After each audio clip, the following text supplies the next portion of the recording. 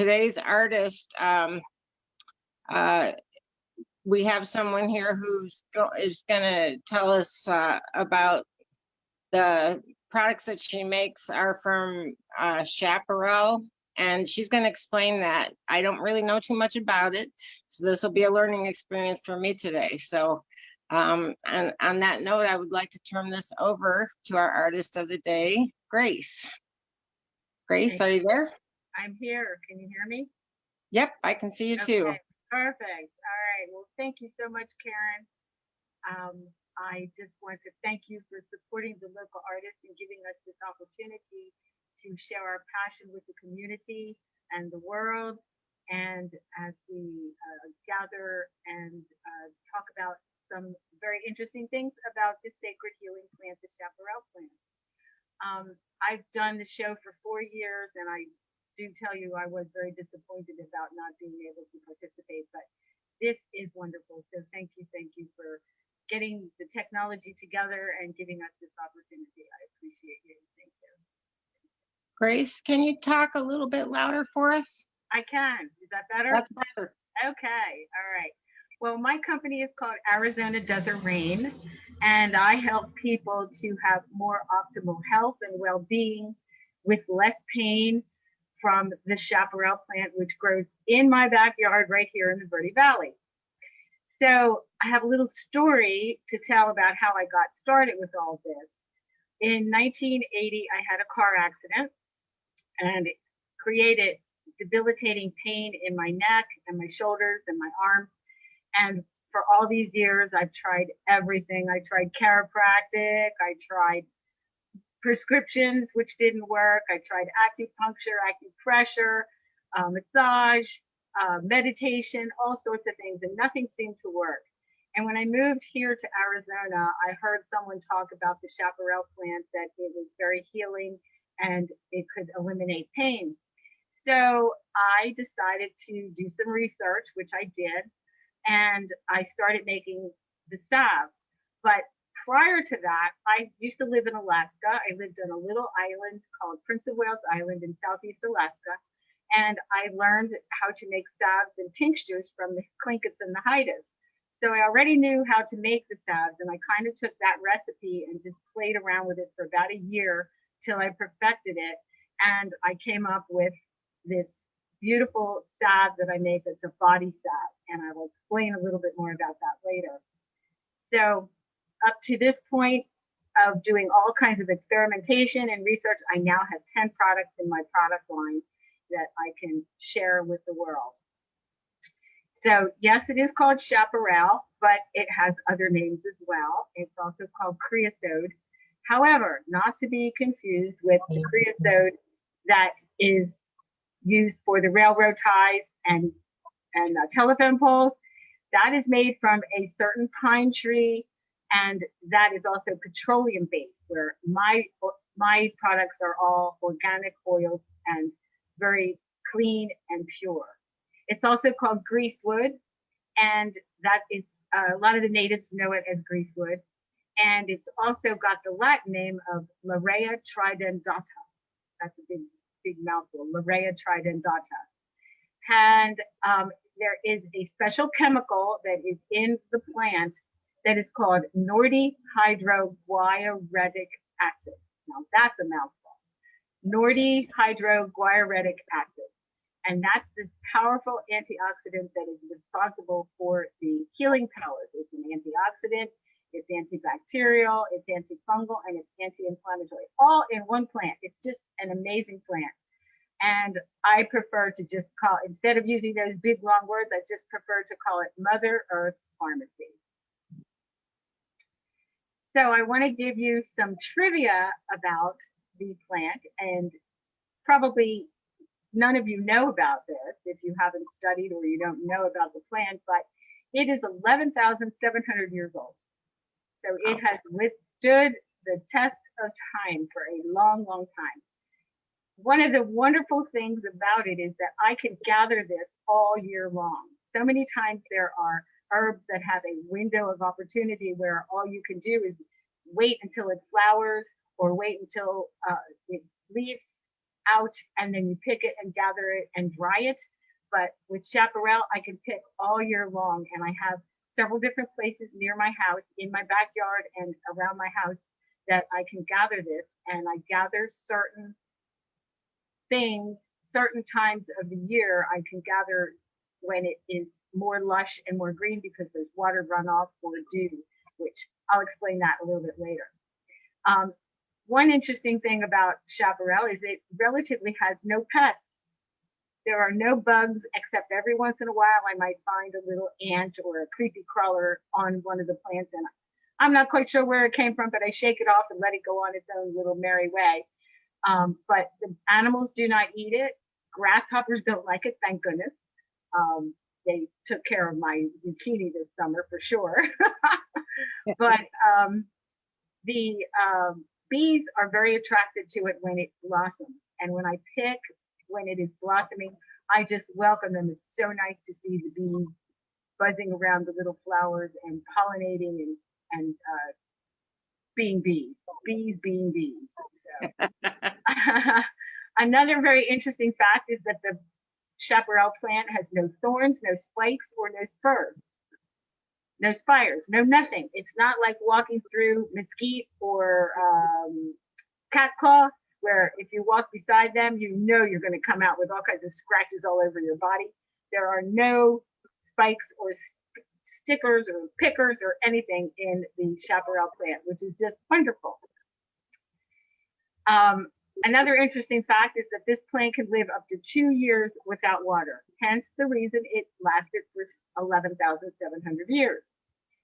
What it does, it's a really interesting, intelligent plant, and what it does is, picture this as being one of the little tiny leaves that has many leaves on the stem, but picture this as being one of the leaves, and when the sun comes up and starts to get hot, it folds its leaves toward the center, and the plant faces north, so that it retains the water inside of the leaf, and thus it doesn't need a whole lot of water. A lot of cactuses will also do that just to retain the water within them. They'll face east or they'll face north, which is so intelligent. I mean, how do they think about doing this? It's just amazing, you know? And when it blooms, it will bloom in the spring, and it is just so beautiful and lush to be walking in among the patches of the Chaparral, and it's just laden with these beautiful yellow flowers. And then it will also bloom if it rains at least an inch, which means mostly during our monsoon season. So I'm going to hold up a little picture here. It's one of my photographs of the flower itself. This is very enlarged. It's just about the size of my little fingernail. That's the size of the flower. It's very small little flower, but they just populate the branches, and it's just, sometimes they're so heavy with the flowers, it just leans down. It's just beautiful, beautiful. That's really pretty. There's a question here. Is it something that natively grows in the Verde Valley, or is it something you brought here and planted? Oh no, it grows everywhere in the Verde Valley. It actually grows up into Nevada and Utah, I think Utah as well, some lower parts of southern Utah. Grows in through Arizona. Generally, it does not grow in Sedona, by the way, because the elevation's too high. So it grows like from here, it actually grows in Cottonwood. A lot of it's in Cottonwood, down into the Verde Valley, grows over into New Mexico, as far into California, and down through Mexico itself, into Texas and Mexico. And if you're ever driving to LA, and I forget what highway that is going along there, but you look and there's fields and just miles and miles and miles of it, just everywhere. And most people just bypass it and just like, it's just, weeds, whatever. But it's the Chaparral plant. So that's really interesting. So there's probably plenty in Phoenix, I would guess, or yeah, area. it does grow in Phoenix. I oftentimes will pick when I go down to Wickenburg. There's plenty of beautiful fields there. And interestingly enough, a lot of times when I go to Wickenburg, there's a show that I do down there. It'll be blooming down there when it's not blooming up here. Oh. And another interesting fact is, from my backyard, I can see the Verde Cliff Dweller Caves, and it's the chaparral is dotted all along going up into the caves because I have hiked up there many times. And down below here on the highway, it's not blooming, but it's blooming up in the caves. So a lot of times I will go up there to pick for my tea. I always pick my tea when it is in blossom, because what happens is when the roots are giving all that yummy deliciousness up to the flowers, it's helping that plant to live another season through. So there's all this, it's just more potent and stronger. And so I love to pick it when I go up to the caves. I feel that the ancients and the ancestors are there and they've already blessed it for us. And it's just nice and potent and strong and very healing. That's really interesting. So you can get tea from it too, so it's edible as well? Yes, and I will explain that shortly when I tell you about all my different products that I have. Oh, cool. Yeah, I'll get to that. So I tend to feel that the chaparral plant is feminine, a very feminine plant. In fact, sometimes I even call her Chaparella. And she's very intelligent. She has a community. She's very nurturing and sustainable and healing. And she goes through these dramatic climate changes because we go from cold to hot to hotter to hotter, like we had this summer. But what happens is the mother plant starts to grow, and she sends out runners, and almost all equidistant of her own original plant. And these little babies just pop up all along and start to grow. And so she keeps her whole community and her family all encircled around her. And from there, the babies will put more runners out. The interesting thing is that when they put these runners out, these runners absorb all the rain and the dew from the soil, and nothing else grows around them except low-lying plants like grasses and some low cactuses that grow.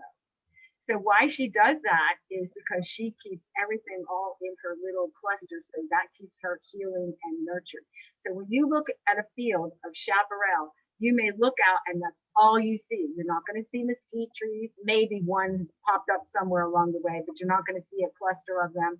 You're not going to see catclaw. You're not going to see any other trees growing in a chaparral field where there's acres and acres of it, because it takes and sucks all that water and will not allow anything else to live there.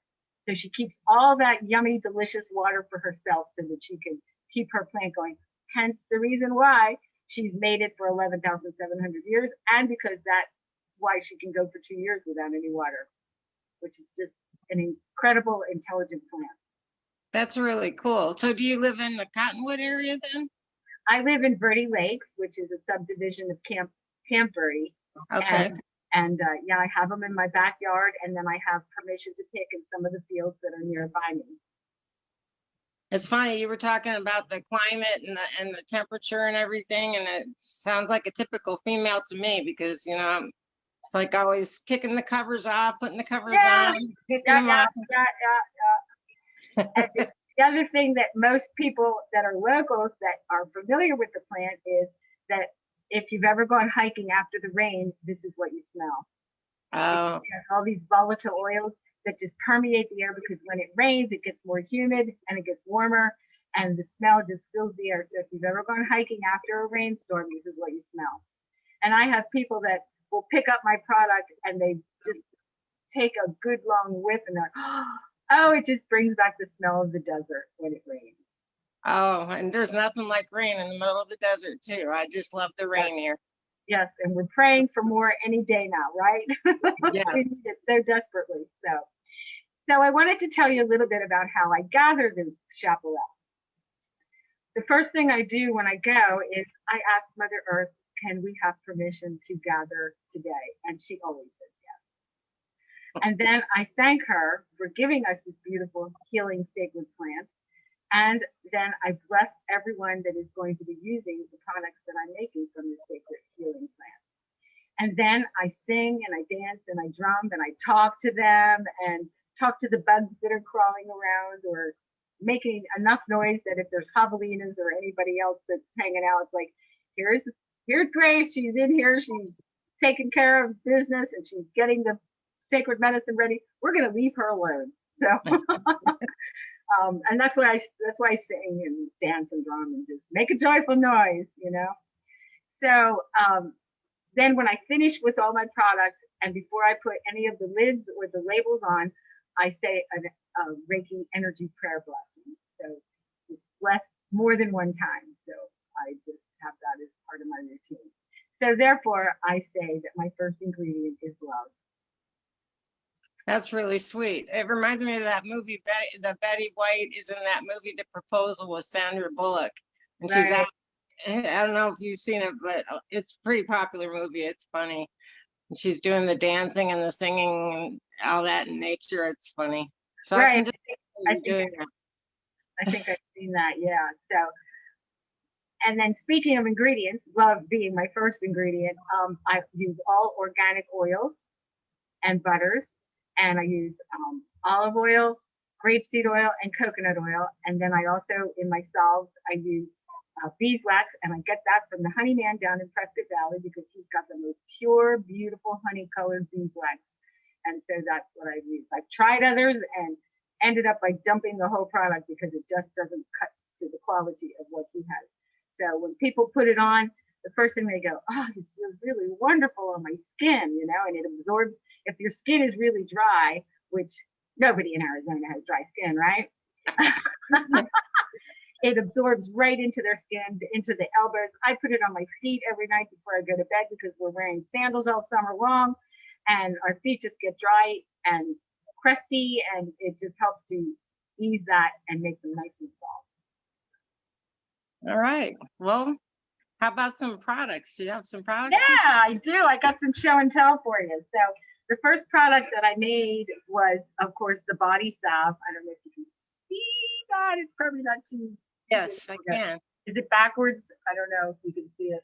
But anyway, no, it's not Oh, backwards. good. Okay, this is the body salve that I first made, and it's good for aches and pains, bug bites, bee stings, and dry skin. And that's what I usually tell people, but nobody in Arizona has dry skin. It always makes everybody just perk up and laugh. I give them a little sample, and they'll put it on like knuckles that hurt, and like seconds later they'll go, oh my gosh, I can move this hand. I've had unbelievable comments from people that have had knee problems. I have a girlfriend who has two knees that need replacement, and she buys at least one of these tubs a month from me, puts them on her knees because she said to her doctor, I am not getting knee surgery because it means that she'd have to recuperate 2 to 3 months, and she doesn't want to do that. And this helps to keep the pain at a level that she can either tolerate or none at all. So Yeah. then one of my newest products is I now have the salve with CBD in it, and I get my CBD from a gentleman named Ron in Cottonwood, who puts just as much love into his products as I put into mine. And I infuse 500 milligrams of CBD in each one of these jars. And when I give this to somebody, it's usually somebody that has really intense pain, like very deep muscle pain or joint pain. And this is absolutely amazing. I had a friend of mine who had, actually my daughter had a shoulder operation, and she put this on and she called me up and she goes, Mom, this stuff really, really works. It's just amazing. So it is very powerful if you have a high level of pain and some damaging issues in your body. Sounds like my story. I just had a shoulder surgery a year ago, and I still have excruciating pain. Well, we got to get you some of this medicine here. Yeah. And I don't know about you, but I live by the creek here in Camp Verde, and the no-see-ums and the mosquitoes love me. So I formulated this Bug Speak On bug repellent. Stop the itch before it gets started. And this has all of the essential oils in it that the bugs don't like. And I have to read this list, so excuse me for looking over here to the screen because I put so much stuff in here, I can never remember how much stuff I put in it. But its first ingredient is citronella, cedarwood, tea tree, eucalyptus, lavender, cloves, and rosemary. And when you put this on, all you do is, and a little, on all my salves, a little goes a long way because it just glides over your skin. But when you put this on the exposed areas of your skin, it tends to just chase all of those bugs away because they don't like this smell. So yeah. it repels them. And if you do get a bug bite or a bee sting, you can actually just still take this formula and put it on that bug bite or bee sting, and it literally takes the itch away. I've had people, and I did a show on Labor Day. I got stung by by bees 5 times. So I was testing my product out, and it We really have we have a question about the CBD. Yeah. Is there, someone asked if there is THC in it? Well, there's a very small percentage in any hemp product. They say it's like 0.3. So it's really nothing that anybody has to worry about with getting tested and so forth. That's what I've heard. So with any CBD product, it's like that. Okay. Okay, and then one of my favorite things is I make a bath and shampoo bar. I've been making soap for many, many years. I again learned how to make soap when I lived up in Alaska. I took a couple classes up there, and I've been making my soap ever since. And I call it my bath and shampoo bar because what you do, my soap is very unique. What you do is you just slide the paper label off and you use it in the scrubby. Every one of them, it takes a little bit longer to manufacture these and to put them together, but it's so worth it. So when you get it wet in the shower, you just rub it on your skin and it exfoliates your skin, but you get this delicious lather, and you can even wash your hair with it. My hair's short. Longer hair is probably a little bit of a hard time, but what's happening is when you're using the commercial shampoos and conditioners, it's got a lot of chemicals in it. It's taking a lot of the natural oils out of your hair. This is made with all these wonderful natural oils, so it's actually putting the oils back into your hair, making your hair more pliable and softer and shinier. And that's all I use. I don't even use a cream rinse. And I got that by accident because one day I was taking a shower and all I had in the shower was my bar of soap, and I ran out of shampoo. I'm like, I guess I'm going to wash my hair with this. It was wonderful, and I've been using it ever since. So, and everybody loves my soap. Ask anybody that's bought this. They just love my soap. So I'm so happy that it turned out. I don't know how I got the recipe. I just played around, and one day it was it. And there we go. So that wrapper around it is actually like a scrubby thing? Yeah, it's one of those scrubbies that lather up. Yep. And then I tie the ends and make it nice and tight. And then all you do is just take the paper off, and that instructions are right on the label there too. Nice. Yeah. Okay, what's next? Oh, this is one of my favorite products of all. I always seem to, especially here, have always had dry lips. So what I do is I made this lip balm, and this has the same formula that my salves have, but I added shea butter to this. So shea butter is a nice soft butter, and it helps you to be able to smooth it onto your lips a little bit better. But I have to tell you, you have to be really careful when you use this because it makes your lips more kissable. So beware. I tell everybody that. Sounds like I need to give me some of that. Yes, I've had some fun things. I tell couples that makes your lips more kissable, and they'll be kissing right in front of my booth. I'm like, hey guys, cut it out, you know. Let's see. Let me do this. Let me do this first. So what I also do is I make a smudge wand, which is a wrapped chaparral, and it's wrapped with jute, and it makes a wand like this. And what the natives did before they knew about white sage, this is what they burned and used for their rituals and their ceremonies. And we use it a lot of time at drum circles, and we also use it for sister circles that we do. And it just smells absolutely wonderful. And the nice thing about this is, you saw I just lit it, I blew it out, and this will actually go out. Unlike sage, it tends to burn and just keep burning and burning, and you set it down and then you pick it up and the whole thing falls apart. This will just go out in a matter of seconds. And this is what I just burned out is all you need to just permeate the air and make your house smell really wonderful. And it helps to detoxify and cleanse the air and the surroundings, and you can do it to smudge yourself as well if you have a ceremonial ritual in the morning or afternoon or evening, whenever you might want to do that. But it smells absolutely wonderful. So that's my smudging.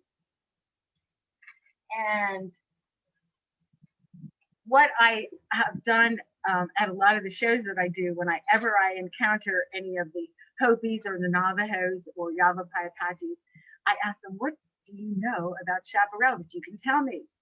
And many of them say that when anyone in the household got sick with the sniffles or a cough, mom or grandma or auntie would go out into the desert and gather some chaparral, bring it back to the house, put it in a pot of boiling water, and everybody had to drink that. And they're complaining and saying, it tastes really bad.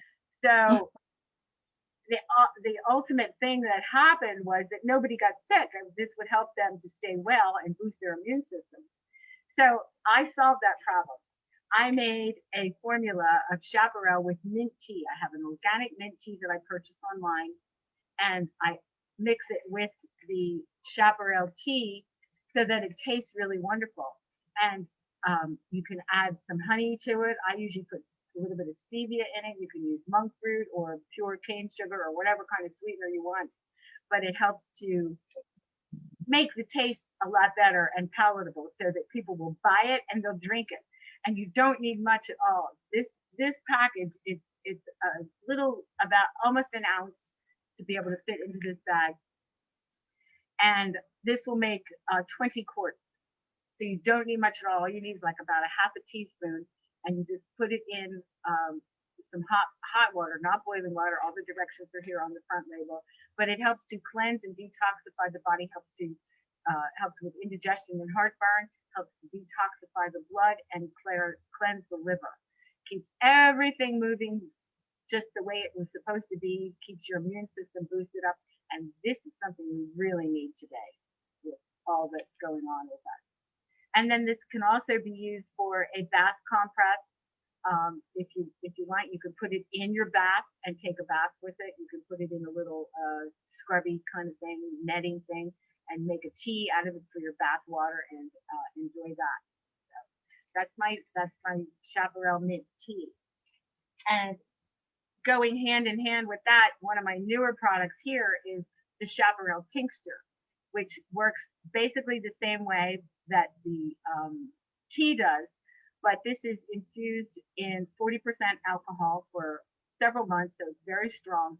And all you have to do is take about a little bit of water. Say you have a tummy ache because you ate too much hot stuff at dinner at night, the night before, or that night before, when you went to bed. And just take a small amount of water, put 5 or 10 little drops of this in the water. You can even add juice or dilute it more so that if you don't like the taste. But to drink that down and your tummy ache goes away. It's just an amazing detoxifying, alkalizing, and internal cleansing of the digestive system. And again, this is made with 40% proof alcohol. So very, very potent. Don't want to ever take it without putting it in something to dilute it. You don't want to put this under your tongue because it's very strong. So that's my tip. Is that one probably not safe? I was thinking about morning sickness, but with the alcohol, it's probably not safe to use during pregnancy. Well, my thoughts about taking anything, and I have a lot of pregnant women that I talk to that want to take it, and I say, it's up to you to determine. I mean, everything that you look at, all kinds of things that are at the drugstore and in the grocery store, don't take if you're pregnant. I think you have to make that decision yourself and use things in moderation. But this is a decision that you have to make. A lot of women today have midwives or doctors who are more with alternative medicine, and I would highly suggest that you discuss that with them. I mean, the natives didn't bother. They just did that, and they continued their line of genealogy. So I think it has to be a decision that you make yourself, but I don't recommend it. I recommend that you get some advice from your general practitioner or your doctor or whoever. Yeah. And then another story that I have gotten from the natives is that they actually took this plant when they were in the desert, and because I mentioned before that it has a lot of volatile oils in it, they would actually pick the plant and rub it on their skin, and it would act as a sunscreen. And they'd use that for themselves and their animals. And so what I did was I formulated a sunscreen massage oil. And as a sunscreen, it protects you naturally and moisturizes your skin, deeply nourishing, and it also protects you from the sun. So if you're going out, I usually slather this all over me. And you can also go in the water with this because it's an oil. It's not gonna wash off. And if you do get sunburn, then you put it on your sunburn and it helps to ease the pain. And it also helps that if you get a lot of sunburn, that you don't peel.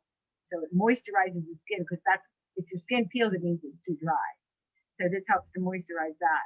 And it also helps, like I said, helps with the sunburn and helps. It's a healthy way to replenish the skin with moisture that it craves during the summer months. And then you can also use it as a massage oil. It rejuvenates and soothes. As the massage therapist is rubbing this on your body, you can feel this warmth come through, which is just wonderful. And if you love the smell of the chaparral that you leave and you smell like the desert rain, you know? So, and then this can also be used for bug bites and bee stings as well. And a little on this goes a long way as well.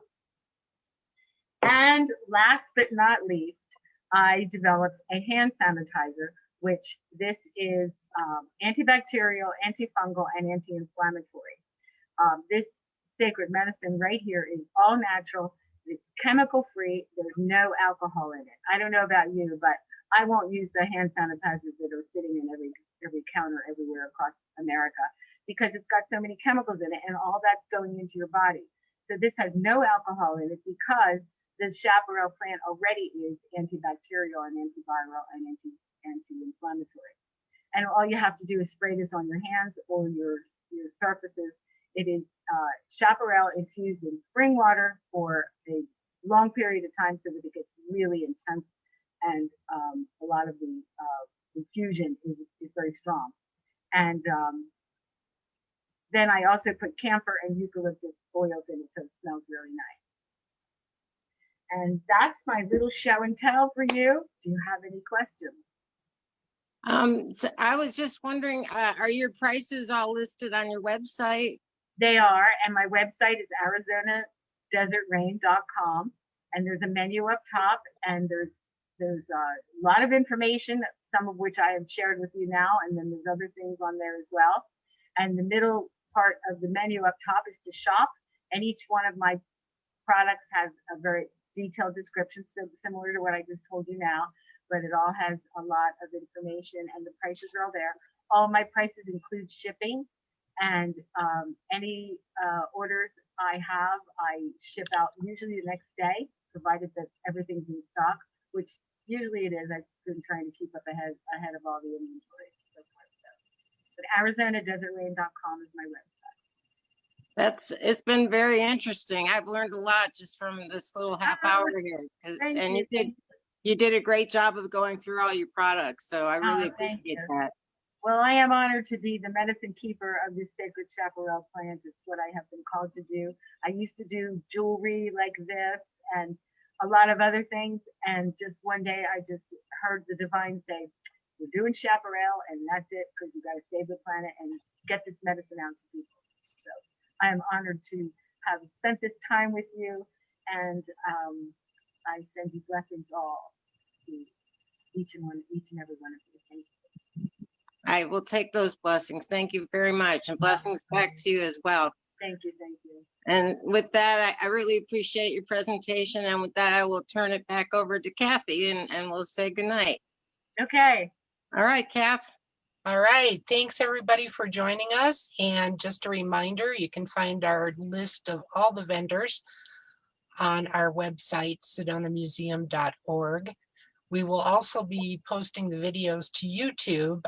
Just ask you to bear with me a little bit, give me a couple days to get that after they're recorded, but they will be up there, and we'll keep them up there through Christmas. So you guys go head over there to our YouTube channel and do your Christmas shopping. And to get to that, the easiest way is go to our website again, and we have a link right to YouTube, and just look for the Artist a Day playlist, and you'll be able to view all the videos. All right. Well, Grace, it was so nice to talk with you. And Karen, thank you again. And we're going to say goodbye. You guys have a great evening. Thank you. Thank you. Good night. Good night. Here.